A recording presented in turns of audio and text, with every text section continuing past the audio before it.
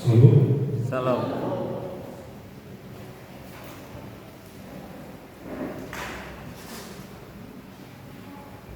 Firman Tuhan terambil dari Mazmur 130.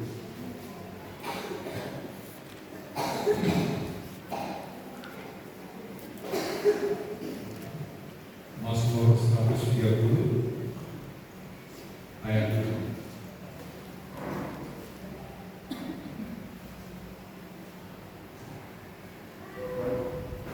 Berapa semua? Lembaga Litan Indonesia terambil dari Mazmur 130 ayat 5. Saya akan membaca kita semua. Aku menanti-nantikan Tuhan, jiwaku menanti-nanti, dan aku mengharapkan firman-Nya. Amin. Berbagai orang melaksanakannya dan melakukan firman Tuhan dalam kehidupannya sehari-hari. Amin. Salam. Sebelum mulai ibadah, saya memperkenalkan diri. Saya Pendeta Firman Tabuholo. Saya bersama dengan istri, Pendeta Rosen Tagalu. Kami melayani di penjara, lapas wanita, rutan perempuan, laksana. Lebih kurang dalam satu bulan itu kami melayani ada 8 kali melayani di penjara. Dan kami juga bertugas sebagai dosen SMP Bina Muda Wirawan yang masuk dari Simpang Tuntunan ke arah Amiri paling baru. Ada lebih kurang 15 km dari Simpang itu ke dalam. Kampus itu program studi pasca konseling. Tingkat 1, tingkat 2 beasiswa, tingkat 3 bayar kuliah sendiri, dan tingkat 4 internship dalam 1 tahun. Jadi selama 4 tahun mereka akan menyelesaikan studi S1 pasca konseling. Sehari-hari kami banyak pelayanan, baik itu pelayanan di rumah sakit maupun pelayanan di tempat lain. Terima kasih terlebih dahulu kepada Tuan Besar DKI Mazmur, Pendeta Sport, sebagai itu memberikan waktu kami untuk mendengar firman Tuhan pada pagi hari ini. Terima kasih, memberkati. Salam.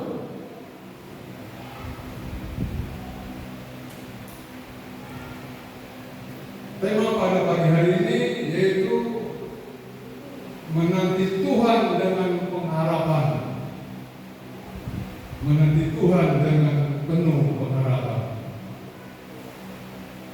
Saudara-saudari yang dikasihi Tuhan, khususnya untuk kita semua yang terkasih dalam Kristus, hidup orang percaya hampir sama dengan seorang ibu penuh dengan penantian. Seorang ibu menanti anaknya lahir dengan selamat, menanti anak-anak bertumbuh dengan baik, menanti pemulihan keluarga, menanti jawaban doa, bahkan menanti pertolongan Tuhan di tengah berbagai pergumulan hidup. Seringkali masa penantian menjadi masa yang paling sulit. Kita dapat menjadi lelah, kecewa, bahkan mulai bertanya, Tuhan sampai kapan? Ini yang selalu menjadi pertanyaan dalam kehidupan kita sehari-hari. Mazmur 130 ditulis dalam konteks pergumulan yang berat. Mazmur sedang berada dalam keadaan yang digambarkan sebagai tempat yang dalam di ayat 1. Sebagai gambaran tentang penderitaan, kesesakan, dan ketidakberdayaan. Namun di tengah keadaan itu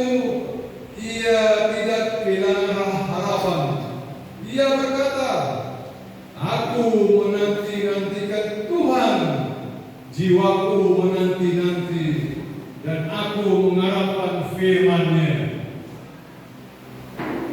Ayat ini mengajarkan kepada kita bagaimana menanti Tuhan dengan benar.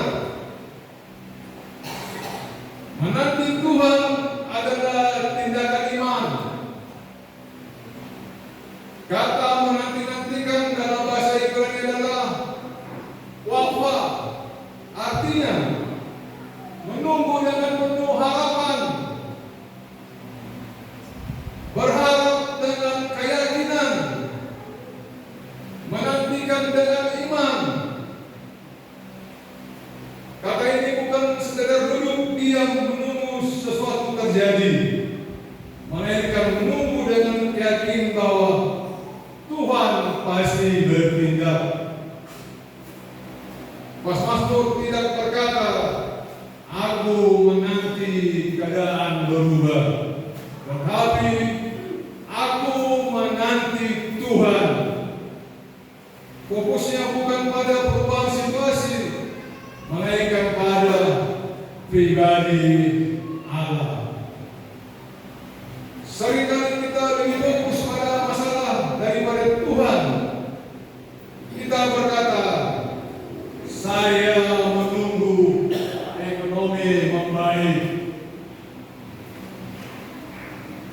saya menunggu anak berubah, dan saya menunggu kesehatan pulih kembali untuk melayani.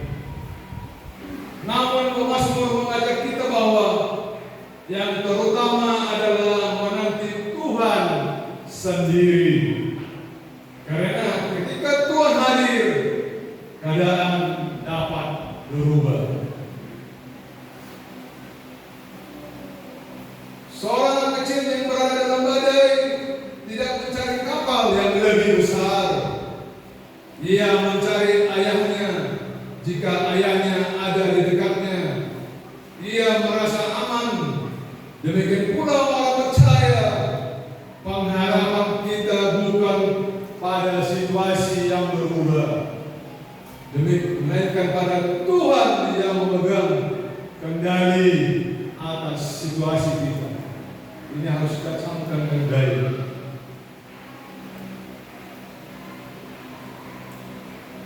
Menanti Tuhan melibatkan seluruh jiwa. Jiwaku menanti-nanti. Kata Ibrani untuk jiwa adalah nefes, artinya seluruh keberadaan, hati, pikiran, kehendak, dan emosi kita.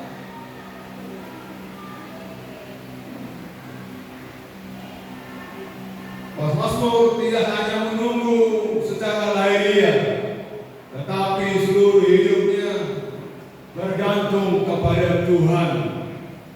Ini menunjukkan kerinduan yang mendalam kepada Allah. Aplikasi bagi kita semua yaitu, dan terutama bahwa banyak ibu berdoa bagi semua sisi rumahnya, baik suami, anak-anak, dan juga di dalam rumah tangga. Kadang-kadang bertahun-tahun tanpa melihat hasil yang nyata, tetapi Tuhan memanggil kita untuk tetap menanti dengan segenap hati. Jangan hanya bibir yang berdoa, tetapi hati yang percaya.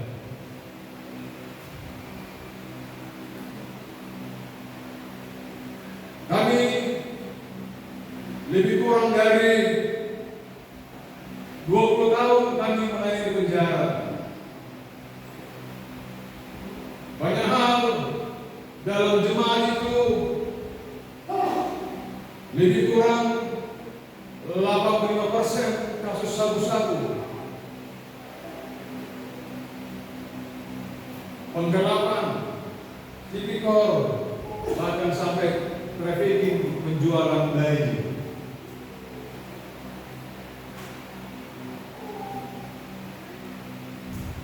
Di rutan perempuan itu yang masih umur 65 tahun masih ada datang di situ. Kasus trafficking bayi. Jadi kita bisa melihat bahwa kami ini pengabdian tak terbatas, pengabdian sesungguhnya, bahwa jemaat kami, jemaat yang di lembaga pemasyarakatan di Indonesia, 1001 macam masalah yang mereka hadapi.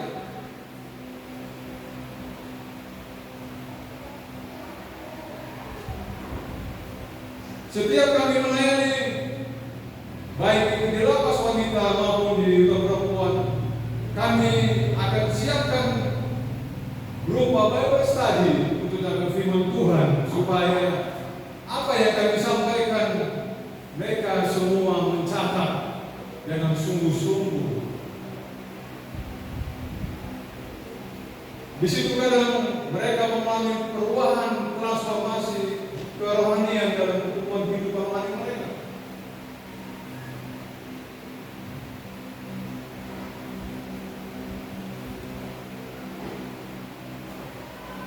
Pelayanan di penjara,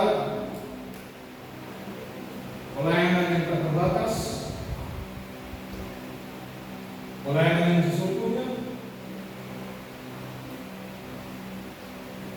pelayanan yang diutus Tuhan bagi kami untuk melayani warga kita negara. Dari satu sisi bisa kita lihat dalam kehidupan rohani mereka,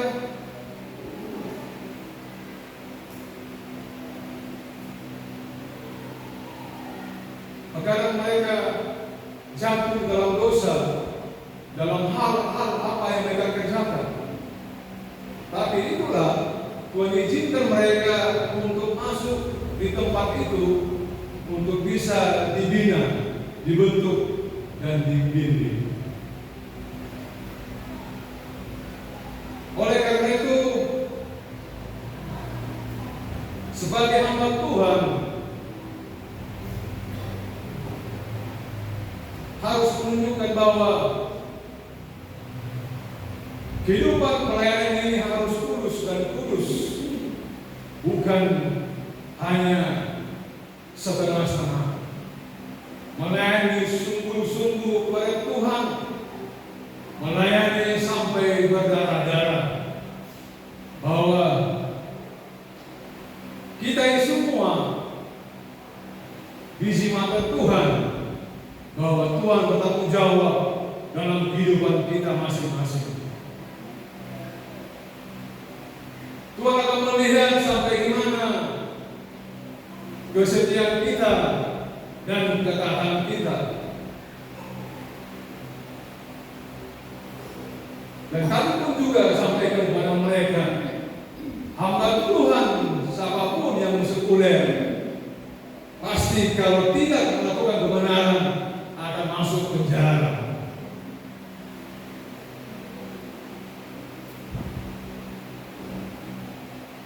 Itulah kami sampaikan kepada mereka, bahwa hidup ini harus benar di hadapan Tuhan. Kalau ada sesuatu yang tidak berkenan, katakan kepada Tuhan, ampuni saya Tuhan, saya tidak mampu menjalani dan mengambil sesuatu yang tidak berkenan di hadapan Tuhan.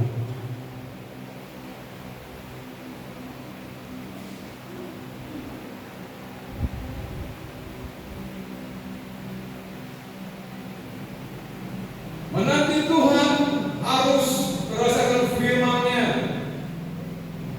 Aku mengharapkan firman-Nya.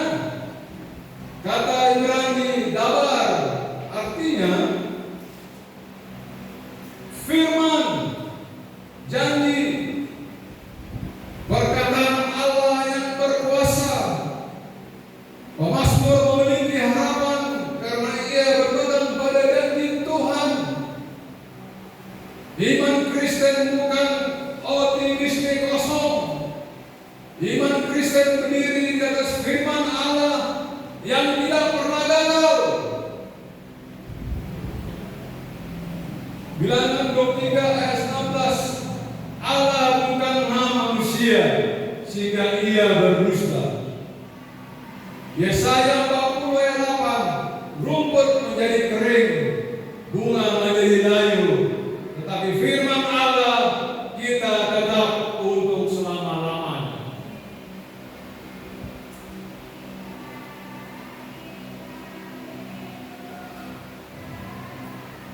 Ketika keadaan berkata tidak mungkin, firman Tuhan berkata bagi Allah tidak ada yang mustahil. Amin. Ketika dunia berkata tidak ada harapan, firman Tuhan berkata, aku sekali-kali tidak akan membiarkan engkau. Karena itu, selama firman Tuhan masih berlaku, kita masih memiliki alasan untuk berharap.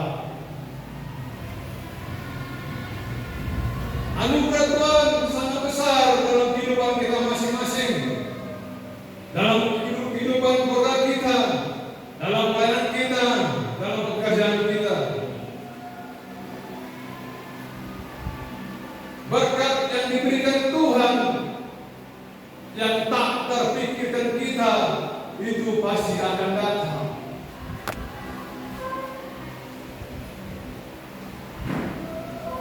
Berkat yang tidak terpikirkan kita pasti Tuhan berikan kepada kita. Dengan catatan kita harus setia taat berdoa dan membacakan firman Tuhan hari lepas hari.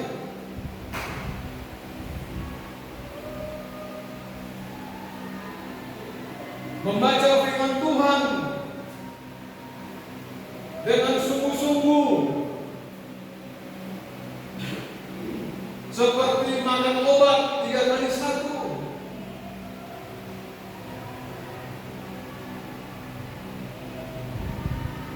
Kalau sudah dekat sama Tuhan, dalam hal duduk, jalan maupun tidur, bisa kita berkomunikasi dengan Tuhan.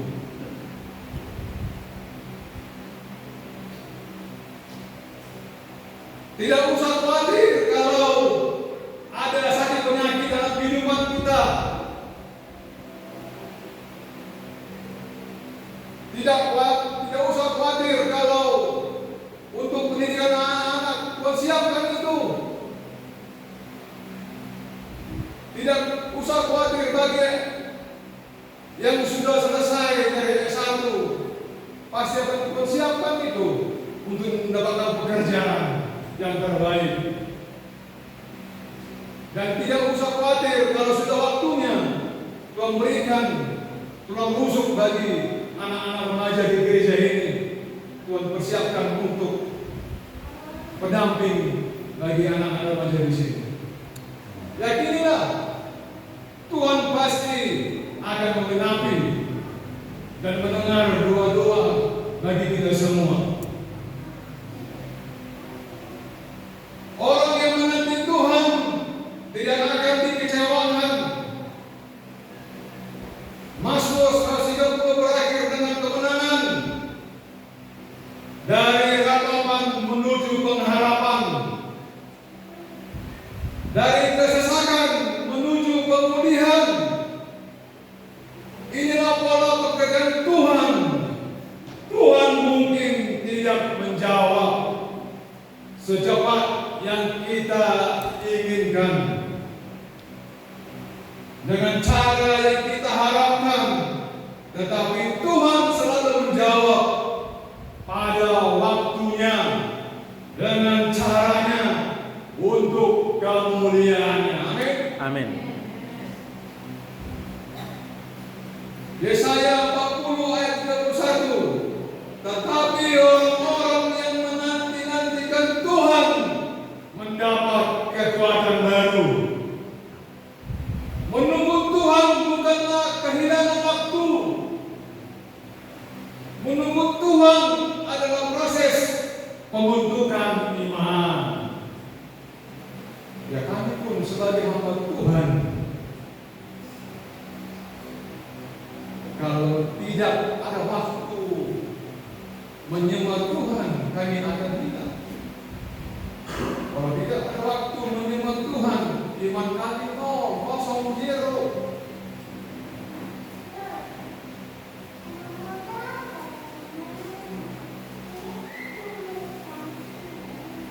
Kami ini pendeta misionaris, pendeta non-struktural yang tidak punya gereja, tapi jemaat kami jemaat di penjara, warga binaan penjara. Kami sebagai pendeta misionaris yang melayani di lembaga pemasyarakatan dan di kampus kami. Tuhan izinkan bagi kami, dan Tuhan punya cara bagi kami untuk bisa melayani kemanapun dalam waktu ruang yang tak terbatas. Walaupun dalam keadaan sakit pun kita melayani, kita harus melayani. Kecuali kalau sudah waktu Tuhan izinkan, itu keberkenan Tuhan bagi kami dan bagi kita semua.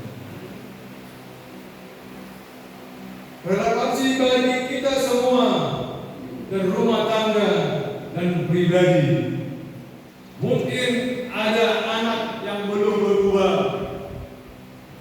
mungkin ada keluarga yang sedang bermasalah, mungkin ada doa yang belum jawab. Ini dia.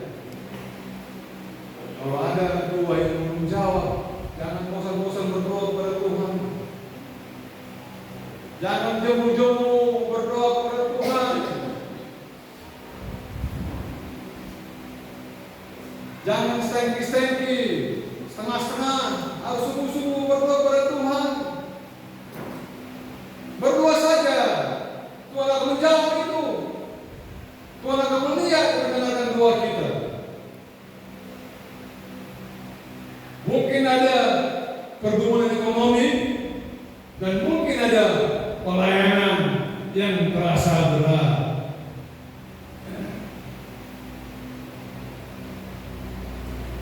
Firman Tuhan hari ini berkata, tetaplah menanti Tuhan. Amin. Amin. Jangan menyerah, jangan putus asa, jangan berhenti berdoa. Allah yang sama yang menolong para tokoh iman masih bekerja pada hari ini.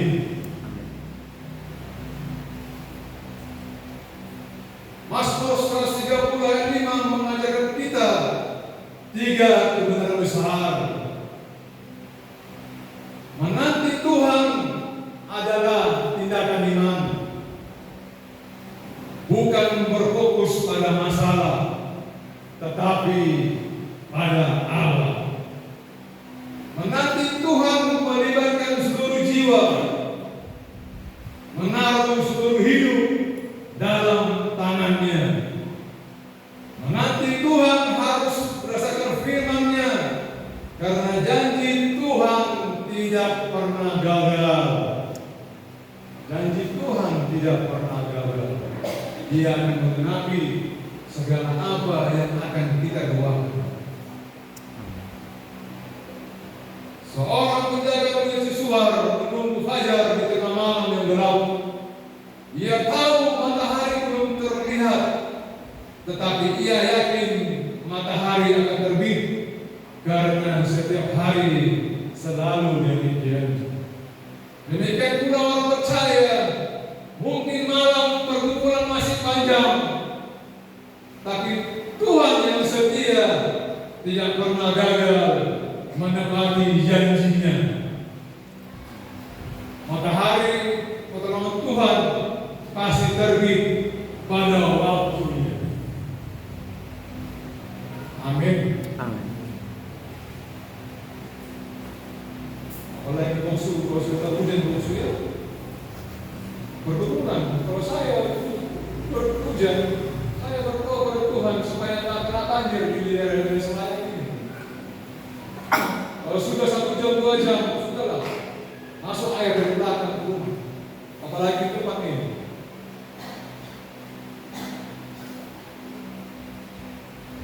Jadi artinya dalam hal nyaman atau tidak nyaman harus berdoa kepada Tuhan. Dalam kehidupan well maupun tidak well, kita harus berdoa kepada Tuhan.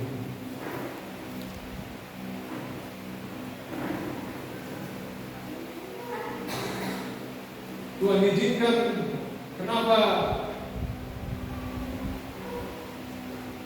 dalam setiap kehidupan kita pribadi mengalami pergumulan, supaya Tuhan melihat sampai di mana kedalaman iman kita kepada Tuhan.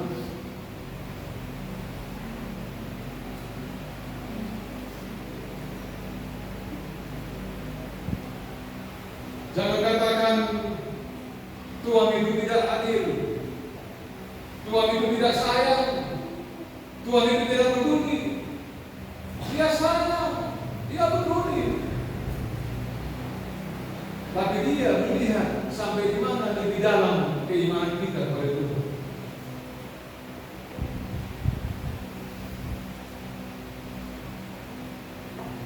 Kita yang imani, kita yakini program untuk gereja ini maksudnya dengan iman pasti Tuhan akan persiapkan semua.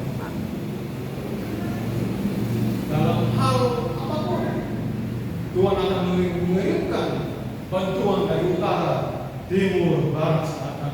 Oleh yang sungguh-sungguh kita berdoa kepada Tuhan. Hari ini jika saudara sedang menunggu jawaban doa, jangan menyerah. Jangan menyerah. Jika saudara sedang lelah dalam pelayanan, jangan berhenti. Melayani sampai berdarah-darah. Jika saudara sedang bergumul sebagai ibu, tetaplah berharap kepada Tuhan. Bagaimana firman Tuhan? Nantikan Tuhan, percayalah kepada Tuhan, sebab orang yang menanti-nantikan Tuhan tidak akan dipermalukan.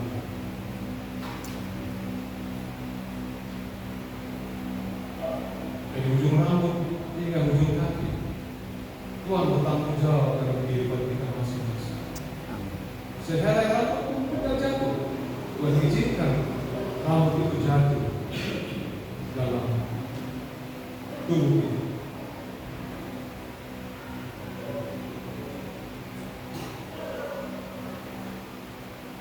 Kiranya Tuhan memberkati dalam kehidupan kita, dalam pelayanan kita, dalam kehidupan keluarga kita masing-masing.